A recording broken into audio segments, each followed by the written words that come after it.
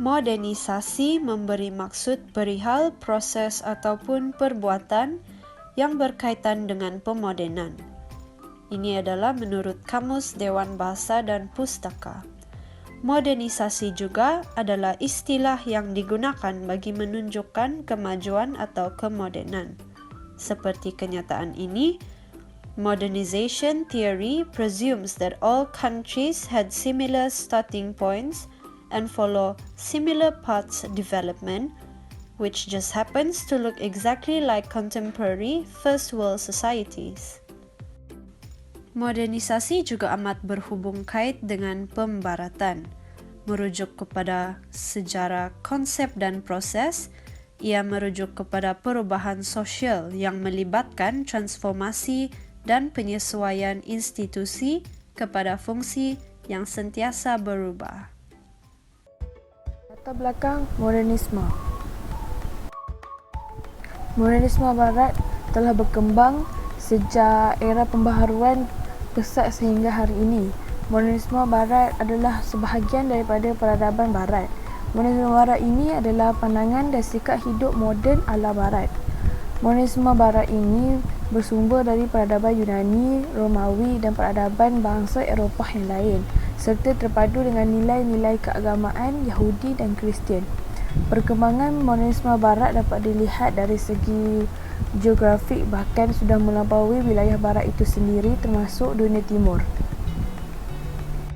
Islam yang dimasukkan ke dunia timur dari sisi pemikiran Barat pun tidak luput dari pengaruh modernisme Barat itu sendiri. Islam sebagai agama wahyu dan juga agama peradaban dalam perkembangan sejarahnya jelas terasa bahawa Islam membawa pengaruh dari modernisme Barat. Pengaruh modernisme Barat dalam dunia Islam merambah dalam hal pemikiran dan juga sikap hidup pemeluknya.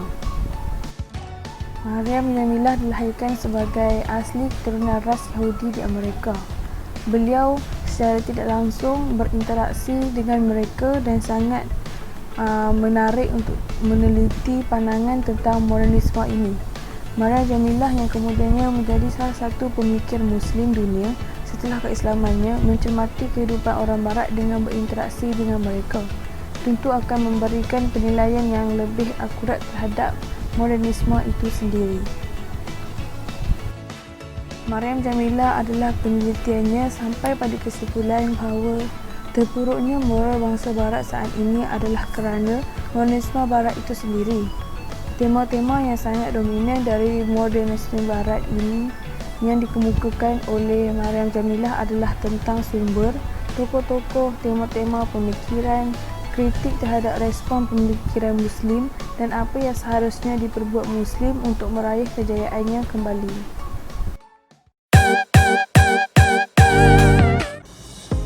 Yang pertama adalah dunia pendidikan. Kita boleh melihat daripada perkembangan dunia ICT atau teknologi yang kini banyak membawa perubahan drastik dalam kehidupan manusia kini. Namun tidak kurang pula kesan negatif yang terhasil terutamanya dalam dunia pendidikan dalam segi hal moral kepada generasi masa kini dan masa hadapan. Apa yang kita boleh perhatikan bahawa ciri-ciri tradisional yang dulu banyak diguna kini diganti dengan alatan yang lebih canggih. Masalah yang terhasil dari perkara tersebut kita boleh lihat dari segi pendidikan. Antaranya adalah kebanyakan para guru yang mahir menggunakan peralatan alat bantu mengajar seperti komputer, iNotes dan lain-lain lagi. Dari situ terdapat guru yang lama sudah menggunakan cara pengajaran yang tradisional merasakan penggunaan alat bantuan belajar yang berteknologi kini amatlah susah. Bagi para guru yang sudah tahu menggunakannya adalah mudah untuk mereka mengajarkan dalam sesi pembelajaran. Selain itu, cabaran yang boleh dilihat dalam dunia pendidikan adalah tidak semua keluarga dan pelajar mempunyai kemudahan sambungan internet yang kini amatlah diguna pakai untuk sesi pembelajaran. Malah penggunaan komputer ibu muda alih masa kini amatlah penting dalam membantu para pelajar dalam menyiapkan tugas serta membantu mereka untuk mengulang kaji pelajaran. Dari situ tidak semua keluarga dan pelajar yang mampu untuk membeli bahan tersebut. Terdapat keluarga yang tinggal di tempat yang mempunyai rangkaian data yang kurang dan juga terdapat pelajar yang tidak mempunyai komputer ibu muda alih. Seterusnya ialah kekurangan kemudahan peralatan berteknologi di institut sekolah. Terdapat sekolah-sekolah yang mempunyai kekurangan kemudahan yang berteknologi tinggi. Tidak semua sekolah mempunyai peralatan teknologi, sedangkan kini negara kita sudah memasuki alaf baru yang lebih terarah kepada teknologi. Hal ini kerana kebanyakan sekolah kini masih menggunakan cara pembelajaran yang biasa dan membuatkan para pelajar mudah untuk berasa bosan. Dengan adanya para guru dan alatan pembelajaran yang kreatif, ia dapat menarik minat pelajar dan melahirkan para pelajar yang berfikiran kreatif dan berdaya saing. Langkah penambahbaikan yang pertama adalah meningkatkan kefahaman mengenai peranan komputer dan kemahiran teknikal yang lemah. Yang kedua, memastikan pengajar dan pelajar mempunyai pengetahuan tentang teknologi. Yang ketiga adalah mendedahkan kepada pelajar berkaitan teknologi dan fungsinya. Hal ini dapat membuatkan para pelajar dan pengajar mempunyai pengetahuan luas mengenai teknologi dan cara pembelajaran dan penggunaan pengajaran alaf baru di negara ini. Yang kedua adalah perubahan sosial budaya. Perubahan sosial budaya juga adalah antara cabaran daripada modernisme kini. Perubahan sosial budaya adalah cara penyesuaian cara hidup yang diterima dari segi dalaman dan luaran. Kita tahu kebanyakan dunia moden, ramai orang lebih mengikuti cara orang barat dari segi pemakaian hidup dan budaya. Impak yang diberikan adalah besar, terutamanya dalam adat dan agama. Kebanyakan orang kini merasakan bahawa dunia moden perlulah bebas dari perkara-perkara lama atau yang tradisional. Sedangkan ianya adalah mengikuti, bukanlah meninggalkan terus adat, agama dan budaya yang dibuat oleh orang terdahulu. Selain itu, cabaran yang dapat dilihat adalah kehilangnya nilai murni. Nilai murni harus diterapkan oleh ibu bapa dahulu sebelum guru. Kebanyakan pada masa kini, banyak keluarga memandang mudah akan pendidikan moral dan asuhan yang baik terhadap anak-anak. Apa yang kita boleh lihat, ibu bapa kini merasakan mereka telah menerapkan nilai murni yang terbaik dan tidak perlu belajar dengan buku atau panduan. Sedangkan dengan lebih pemahaman dan ilmu dapat menghasilkan keluarga yang lebih harmoni dan anak-anak tahu nilai murni dan adab. Langkah penambahbaikan yang boleh diambil untuk mengelakkan sosial budaya berlaku adalah dengan menerapkan nilai murni sejak dari bayi lagi. Dalam bahagian ini, ibu bapa banyak memainkan peranan dalam mendidik anak-anak kecil. Bak kata pepatah, bayi kecil ibarat kain putih yang bersih dan ibu bapa lain mencoraknya.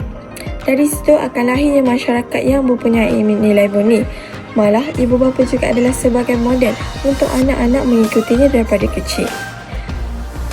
Selain itu, media sosial juga boleh dijadikan salah satu tempat berkongsi nilai moral dan positif.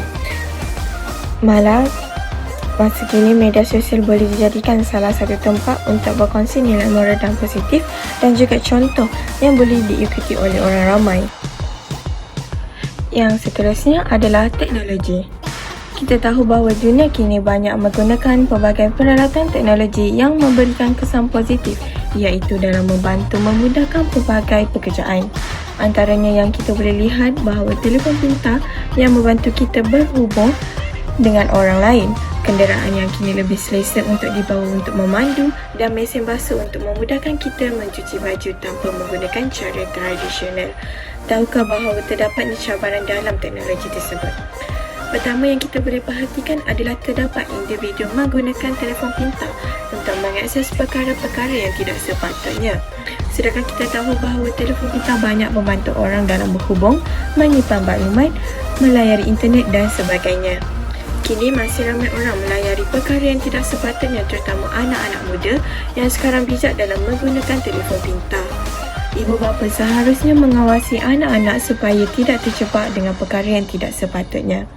Hal ini kerana telefon pintar banyak kegunaannya, tetapi harus dikawal dan digunakan dengan lebih berhemah. Seterusnya, banyak peralatan yang berteknologi tinggi dalam memudahkan tugas manusia.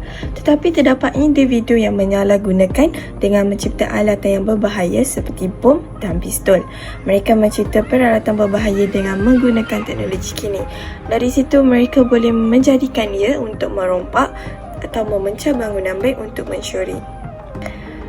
Selain itu, dunia teknologi kini banyak penggunaan sambungan internet untuk melayari dan mengakses aplikasi-aplikasi terkini. Akan tetapi, kini banyak aplikasi yang kita perlu mengisi data pribadi untuk menggunakannya, antaranya adalah Facebook, WhatsApp dan Instagram. Malah proses perbankan atas talian juga sangat menggunakan maklumat peribadi. Berdasarkan itu, kita dapat lihat bahawa banyak data-data yang penting untuk kita elakkannya ia daripada dicuri dan diketahui oleh individu lain yang tidak sepatutnya.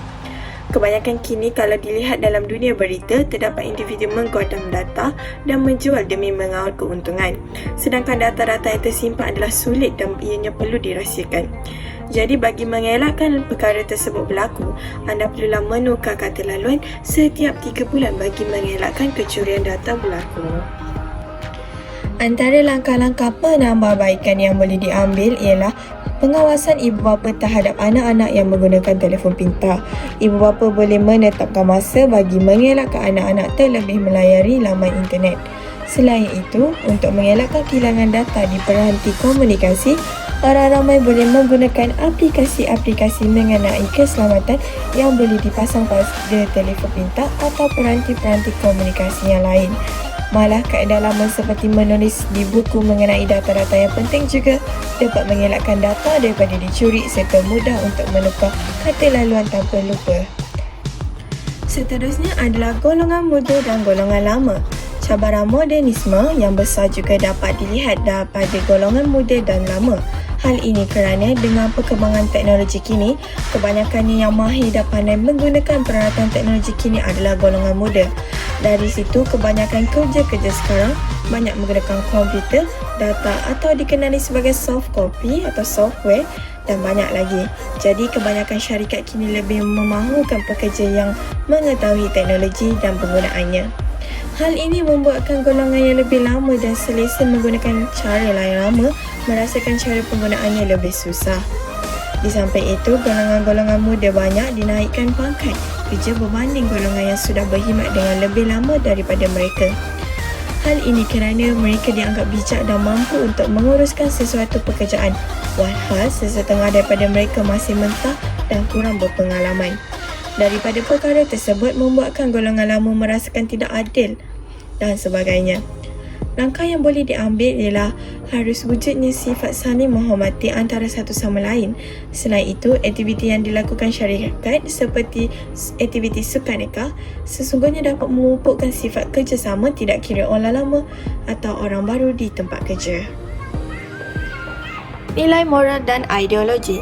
Dunia moden kini yang kita lihat perubahan yang berlaku dari segi pencapaian, teknologi dan sebagainya.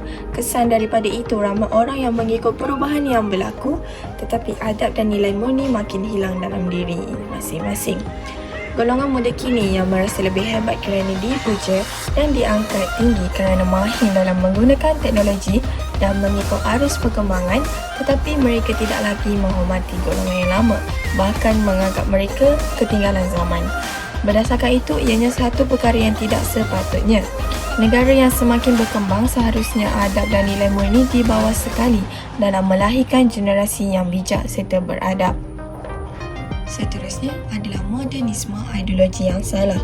Ianya dapat dilihat dalam golongan wanita. Hal ini kerana mereka menganggap golongan wanita hanyalah alat yang berkesan yang digunakan dalam mempengaruhi keputusan lelaki. Sepatutnya dalam dunia moden kini, pemikiran yang semulanya rupa adalah tidak wajar sama sekali. Oleh itu, kita dapat lihat bahawa konsep modernisme ini memberikan kesan yang menyebabkan berlakunya keruntuhan akhlak dan menghilangkan sifat berperikemanusiaan dalam diri manusia. Malah, konsep modernisme ini lebih terarah kepada sifat individualistik dan hanya mementingkan kekuasaan dan kemajuan sahaja. Yang terakhir adalah pasca modernisme.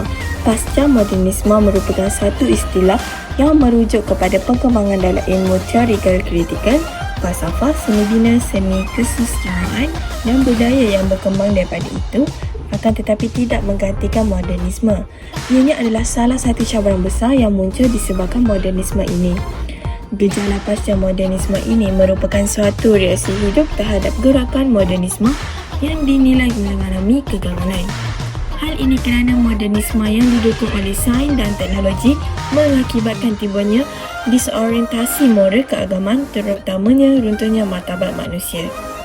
Cabaran yang terhasil daripada pasca modernisme adalah ideologi relativisme pasca modernisme sebagai reaksi dan kegagalan moderniti.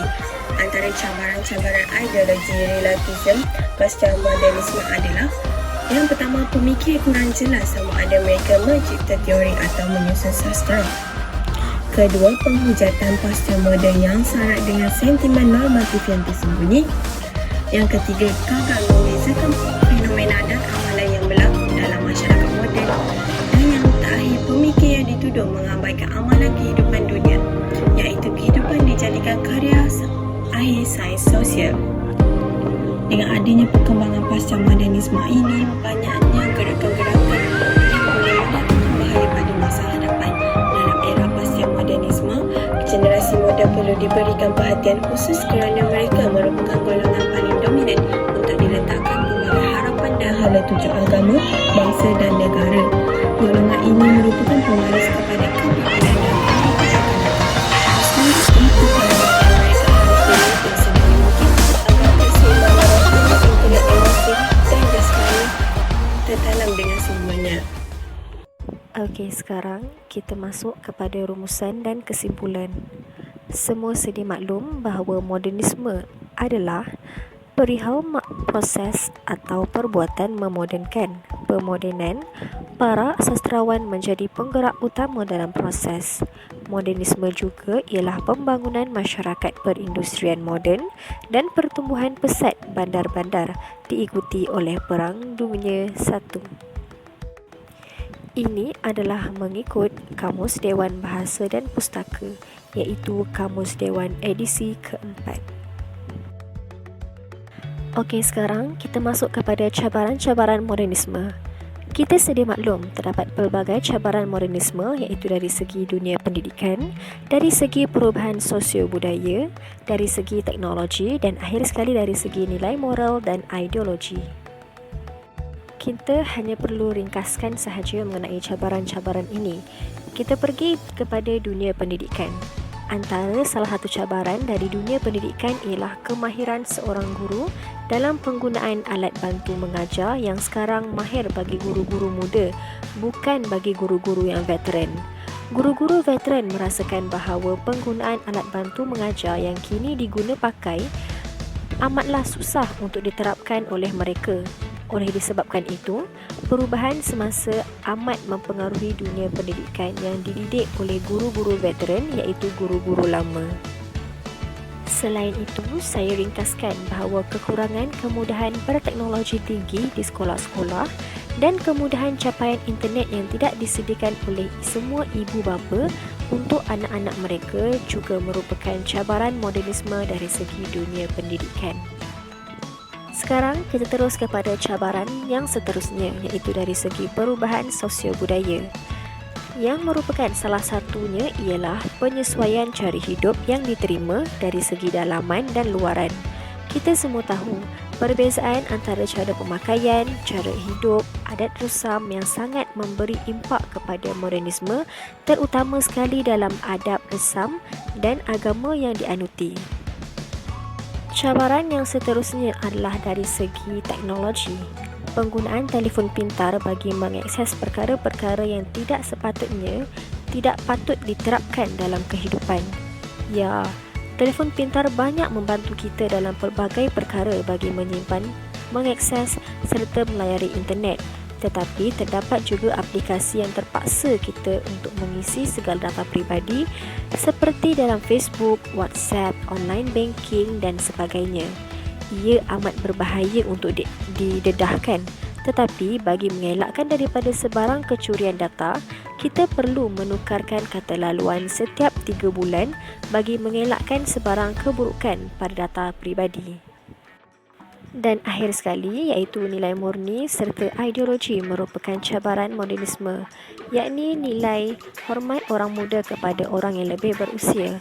Kebanyakan golongan muda seringkali leka tentang kehormatan mereka. Mereka sering alpa dengan sanjungan yang diberi pada diri.